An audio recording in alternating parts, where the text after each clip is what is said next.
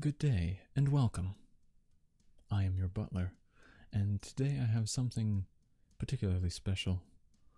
Now, my wife, Vanessa, she is really quite the writer, and for you, I have a story she has written, and I'm going to read it for you today. It is titled A Butler's Dilemma, and I do hope you enjoy.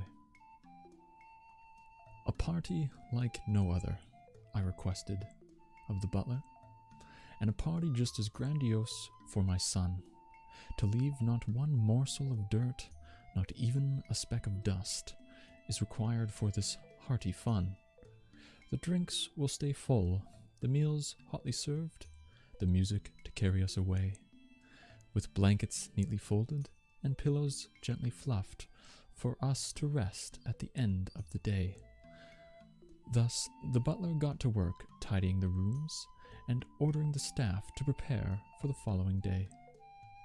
The work was split in two, so there wouldn't be much to do, and the under-butler led his own team away. Polished was the silver, and shined was the gold, to adorn the elegant table. Then cleaned were the carpets, and swept was the yard by every person who was able. The butler sat at his desk, scratching his pen onto his paper, while his candle burned at the night. About where people needed to go and what they needed to do, he would ensure that everything was right. When light filtered through the glass and his candle fizzled out, he stacked his paper into a tidy pile. He freshened himself up, then found his own people with whom to speak, only to find them meandering all this while. Through heavy eyelids, he saw the chaos of people not knowing what to do.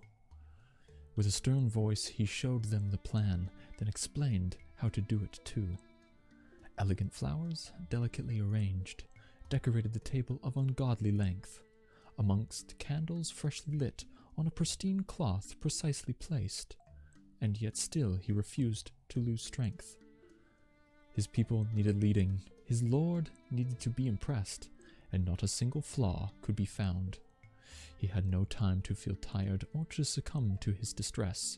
He was the best butler around. And yet, when guests filtered through the doors to celebrate the day, what they had was a hearty laugh. The service staff scurried like frightened mice to provide hospitality on their lord's behalf. The butler welcomed them with dignity and ushered them into the estate with class, and when the time was correct, the guests could hear him bang the summoning staff at last.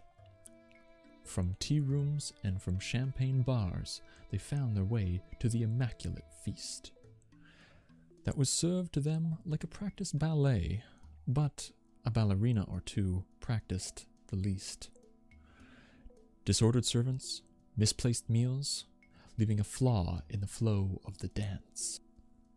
And a humiliated butler, who was unable to serve, was pierced with an eviscerating glance.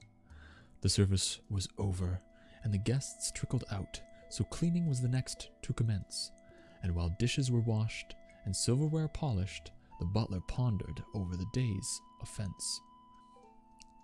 The night dragged on, and the candle burned low while he corrected the mistakes of the day. And when he spoke with his people before the sun lit the skies, he found his under-butler had run away. There was no time to be tired or even upset, only a job that somebody needed to do now. Two other people took over some tasks, and his role the butler filled somehow. A meeting commenced with the kitchen staff about the meals to be served that day, and they wanted to add some artistic flair. So they told the butler how to serve it their way. The butler listened as they spoke their minds, every wild and creative thought, but there was already too much to do, so he sternly said they could not. All through the day some tidied away, while others prepared the meal. Once the table was set as glorious as before, the butler prepared for another ordeal.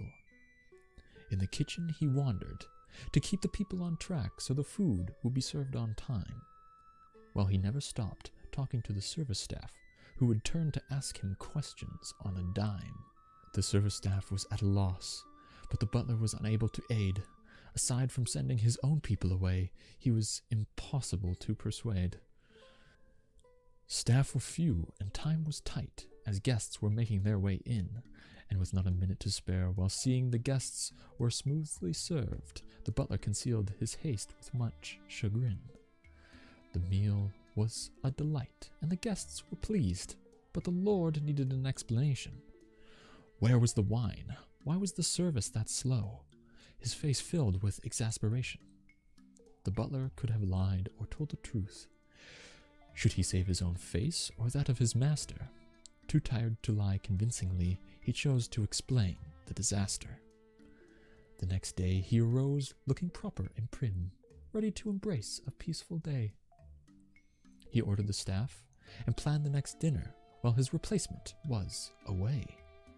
The new head butler arrived several days later, just before a big event.